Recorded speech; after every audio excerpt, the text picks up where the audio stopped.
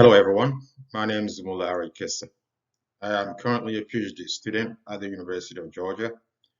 My research focus is theory-based entrepreneurial economics education, applicable to workforce policy studies, the development of curriculums, and technological module for instructional strategies. I will be making this presentation with Dr. Andrew Jackson, and the subject to discuss will be facilitating a design decision through entrepreneurial thinking. I'm very delighted to be a part of this year's ITA virtual conference.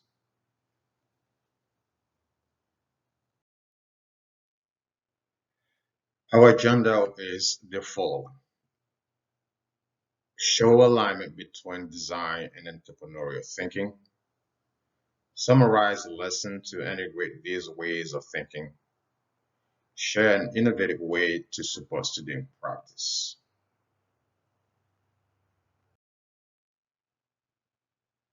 Here we'll provide a brief conceptual understanding of entrepreneurial thinking by trying to answer the question, which is, what does entrepreneurial thinking look like?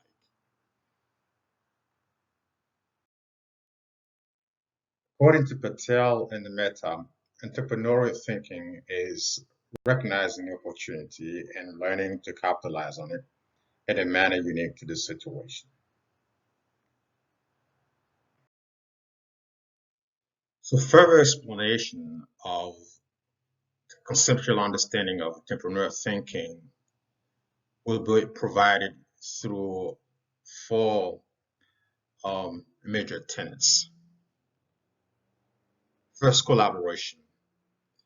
It is to bring together different stakeholders and resources. Then it also involves resilience, which is learning from mistakes and failures and embracing risk. Entrepreneurial thinking is also about discovery driven, where new development are search for continuous opportunity. And also we have value creation, which means understanding market potential and knowing how and when to use ideas. In our conceptual framework, we'll try and explain what can teaching look like to support both design and entrepreneurial thinking. According to Patel and Mehta, design thinking facilitates the creation of intrinsic value in products or ideas, whereas entrepreneurial thinking is a means of bringing the value to realization by your customer.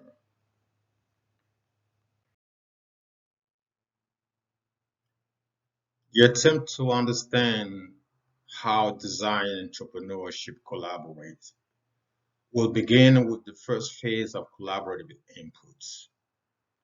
In that very phase, from the perspective of design, it's about value creation tested through a prototype and proven value for customers. From entrepreneurship perspective, it's about assessing marketplace and competing values, determining market feasibility, and ensuring stakeholders' perspective be included.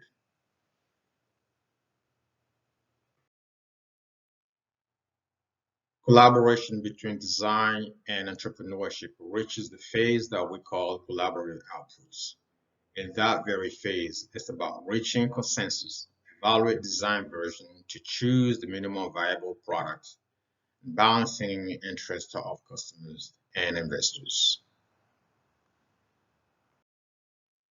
Let's now begin the exploration of our digital module.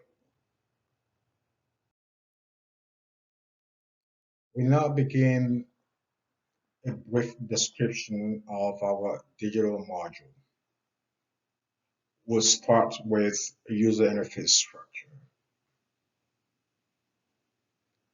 Information layout.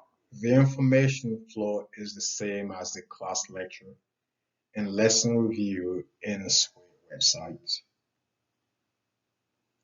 Data description.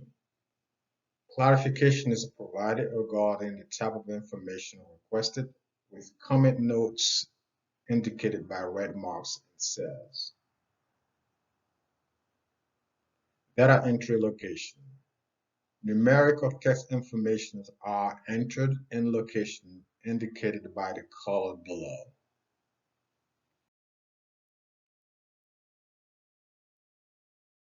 Collaborative input information. As noted, the informational flow in our digital module is as the same as the lecture. We begin with design versions where data will be inputted. Then preferences assessment, cost and profit assessment, and converting weighting to a percentage. Next will be collaborative output information.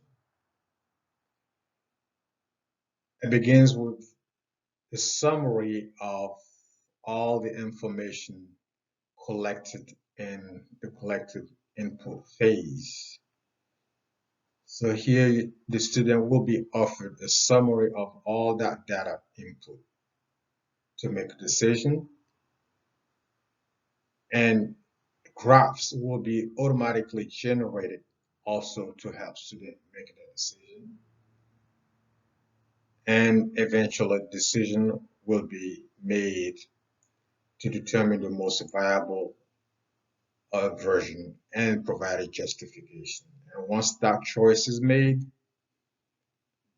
the module will automatically provide a summary of the version chosen. This is our digital module in SWAY websites. It includes lesson review and practice exercises on Excel spreadsheet. Here, the student will have the chance to review the prototype of the products and have a review of market assessment based on the lesson they receive in class, and cost and profit analysis, also a brief review of that based on the lesson class. And they will also have a quick summary of data analysis. And eventually, this kind of review will help the student to get on the Excel interactive practice sheet and try to do some practice exercises. I'm gonna give a little demonstration here. So this will be our Excel spreadsheet here, where the student will do a little practice trying to put information. So let's begin here with trying to name versions. So let's see, we call this manual, or we need to edit, allow this spreadsheet to be edited. So once the student do that, they can go ahead and name the version. For instance, manually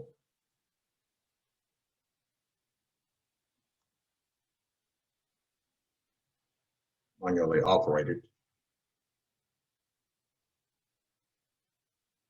Okay, and the next they can name it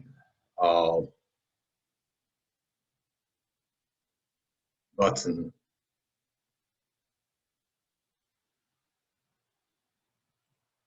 operated. This is just example of names, and this will be remote control operated.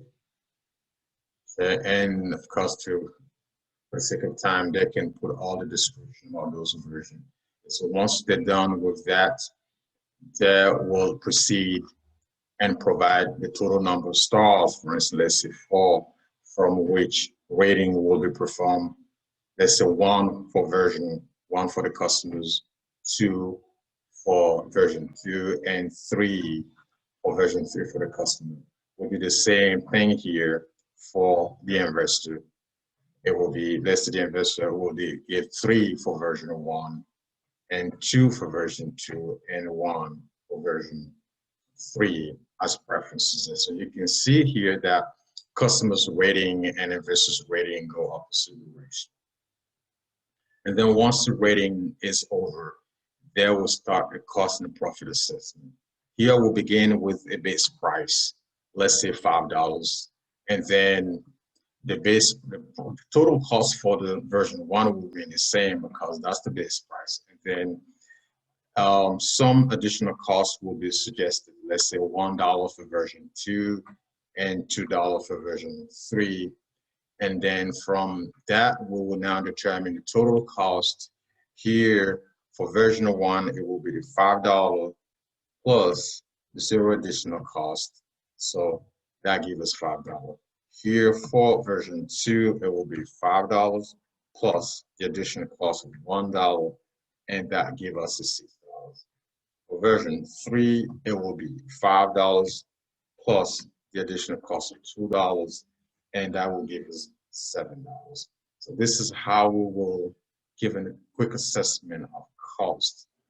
And once that is done, we will proceed forward to determine profits. And we will begin with giving us at least a price for the market. Here's 25. And then we will now try to determine profit. Here, profit will be determined by taking the $25 minus the costs of $5, and that will give us our profit. We do the same thing here for version 2. It will be the $25 minus the total cost of $6, and that will give us our profits. We do the same thing here. It will be $25 minus the $7 cost, and that will give us our profits. Now that we determine cost and profits, we will now move on to converting the rating from star rating to percentage rating. Beginning with the customer, for instance, it will reward it 1 star. So 1 star out of 4, that will give us 25%. Here it will be 2 stars out of 4, and that will give us 50%. Here it was 3 stars out of 4, and that will give us 75%. The same thing for the investors. It will be 3 stars out of 4, and that will give us 75%. Here it will be 2 stars out of 4, and that will give us 50%. And this will be 1 star out of 4, and that will give us 15%. So as you notice, student will enter those, the way show us how they compute those percentages to see how much they understand the computation. And once the rating is done, here you can see data-driven decision making. All the informations are brought down here for the student to visualize, and automatically also the graphs are being generated, which will help the student to know that in version 1, there's no agreement in terms of rating, but in version 2, both the investors and customers also pretty much agree on the rating. In version 3, there's no agreement on the rating. So it seems like version 2 is seems to be the point of consensus, and then we can confirm that by looking at the rating gap. Here, version 1, the rating gap between the customer and investors here are given in version 1. In version 3, the rating gap between the customer and investors here are indicated here at the bar. But in version 2, the rating gap is 0. So that tells us that that is the version where there's the most agreement. And then with that, the student will come down here and indicate the version where there's the most agreement. Let's say they put an X to indicate that. And once that indication is made, they should provide a justification how, by saying that this is the version where the rating gap is the least. In this case, it is 0. And then as they choose the version here, you can see that all the information about that version is displayed. So this will be quickly how the student will go through this digital spreadsheet here to show their understanding of how to determine the minimum viable product.